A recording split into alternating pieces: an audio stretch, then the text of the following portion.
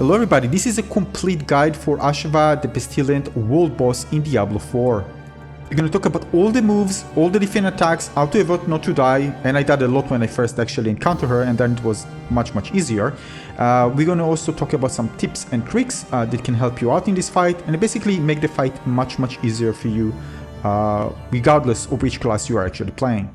So first of all, where it's located in a zone called the Crucible. Alright, if you open the map, you can actually see the mark that shows you that in also a timer how much time you have in order to get there. Once she spawns, her pond spawns, you have 30 minutes together to be ready for the fight. You can actually see when hovering with your cursor over the area, you can actually see the name on the top left corner. You can see this one is the Crucible. This is where Ashava spawns. Now keep in mind, when you get in and out of the zone, it's going to put you in another instance, most probably. So again, sometimes the same instance. So you might fight with a group of 3 players there. If you get out and you get in again, it might put you with another group. So once you get to the time where she's supposed to spawn, you're going to see this animation. That's going to be kind of a big pond where this is kind of where you need to wait 30 minutes before she spawns. So this is the moment. And if you look at the right side, you can see there's 30 minutes. I'm just going to enlarge it for you so you can actually see it clearly. Right? 30 minutes until Ashava the Pestilent spawns. And this is the moment where Ashava spawns.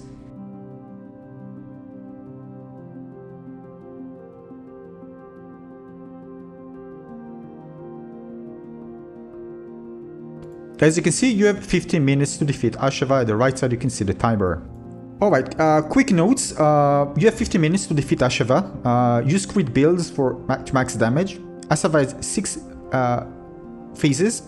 Players can be revived. Death caused 10% gear durability loss, reducing its effectiveness, also means less damage. Ashava can one-shot low-level players, even level 25 by the way, depends on the specific attack and of course the build that you are using.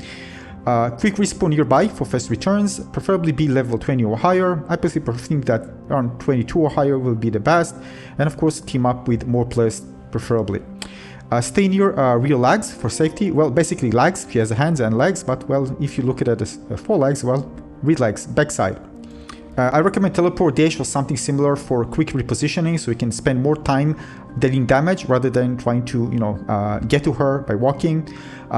Boost poison resistance with weak elixir. You unlock the alchemist at level 10, and you can craft this at level 15. You can equip high position resistance gear. This is of course recommended. Use skills and gems to increase elemental resistance. Green cloud on HUD indicates that you're getting poisoned. Loot only awarded upon defeating Ashava. Well, duh, but yeah, if you thought that you're gonna get something for your efforts, well, no, you need to defeat the boss in order to get loot. There's also multiple legendary drops. Each time I fought against Ashava, I got several legendary drops, which is great. And also very different places where you can actually stagger Ashava with cool abilities, but this requires multiple sorcerers. I wasn't able to actually do this myself. I wasn't with the team, I wasn't playing with a sorcerer against Ashava. Maybe one time, but not in the group. But from what I've read, this is possible, so you might want to try it out if you're a group of sorcerers. And of course, as I mentioned, Ashava spawns in the Crucible zone in Fracture Peaks. Now for the juicy part, let's learn her moves and attacks so you can get ready for this fight. Let's begin.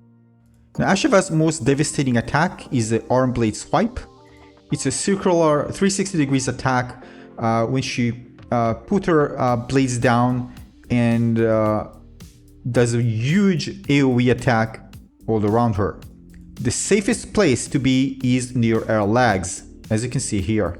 Even slightly underneath her upper body, you'll be safe. You can actually see there's a place there when you can see the AoE is not actually reaching. This is a safe place where you can be, or you can just be behind her. She moves a bit with her leg when she does the swipe, but basically there's plenty of room there for you to stay safe. She also does a 180 follow-up. Again, if you stay at the back, you'll be easily safe.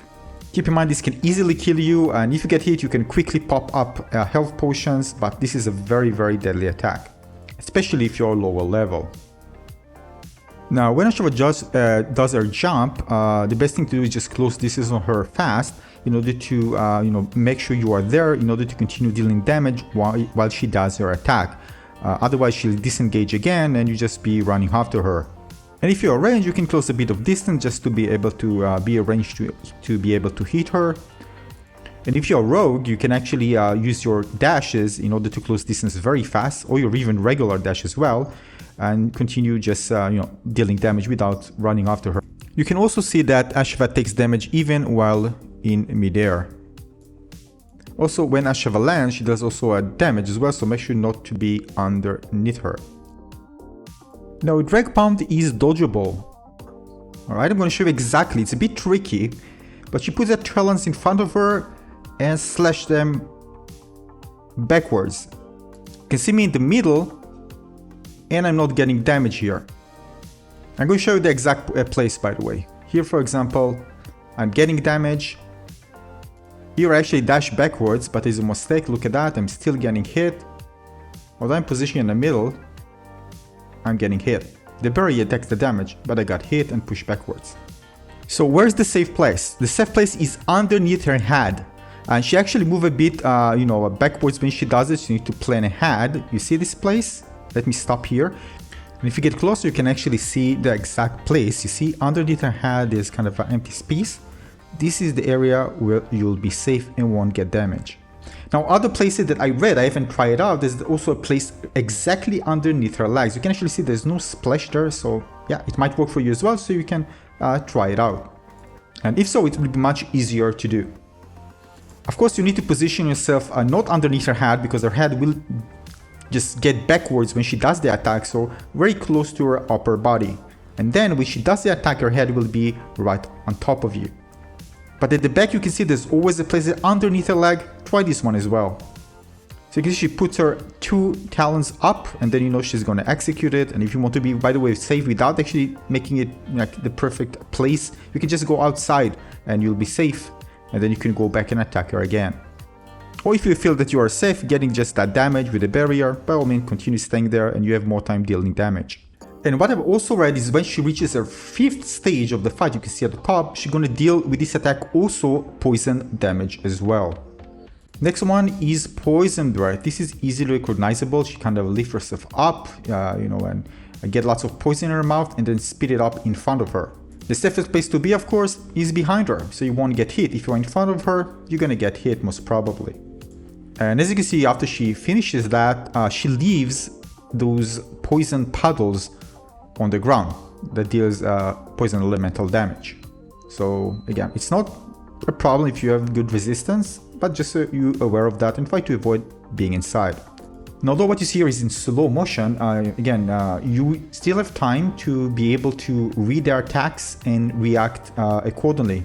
So it's not like, something becomes instant. So you see she leaves herself, she glows, and it's very easy to recognize this attack when she does it, before she does it. Ashava also has a little side jump, which you jump, just to the side. Make sure you reposition yourself to make sure that you're ready for a next hit. And this is different compared to her big jump. Some say that she tries to close distance on range enemies, but sometimes just fly to empty location. I mean, this is part of the mechanics where you need to, you don't have a lot of time. You need to always reposition rather than she's staying put and attacks, and you have all the time in the world, of course. So, and just close distance on her and get ready. Now, her bite attack, arguably the cutest attack in the fight, where she tried to bite players. If you are in front of her, well, the best place to be is behind her. If you're already in front of her, don't get further back because she can reach you pretty far. So get just underneath her to avoid this attack. You can recognize this attack because she tilted her head a bit backwards. You see, and then she goes for the grab. And this is a very, very dangerous attack, so make sure you don't get hit. Of course, if there are several players, one of you probably gonna get hit and the other one's not, but again, just don't be that player. Get underneath her, and this is a great time also to deal damage to her while she actually does those bites. I mean, come on, who wants to get hit by Ashava? Avoid this attack. Next one is Ground Pound. You can see she raises her hand and pushing on the ground. It has a big area and it's really one of her most powerful attacks. The safest place, of course, is behind her leg, or maybe just staying away from her, but if you're already close, stay close to her back legs. So you can see that it's not just where she hits, but it's a kind of an AoE attack, where you get damage if you're caught in this circular area, which is pretty big, especially underneath her. So stay close to her back legs. Now, as I mentioned, if you don't get Ashava in time, she will just retreat and you won't get any loot.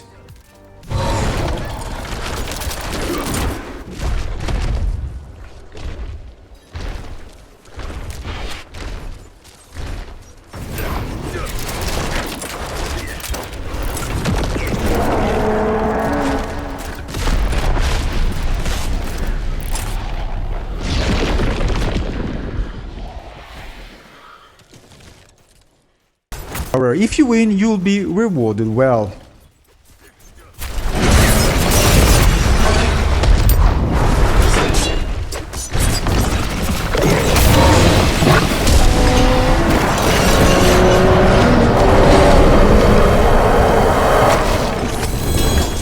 So yeah, I hope you find this in-depth guide to beat Ashava the Pestilent world boss useful and exciting, and if so, consider leaving a like and subscribe to my channel. More guides are coming and more available on my channel already, so make sure to check them out. And again, thanks for watching. I see you in the next video. Cheers, bye bye.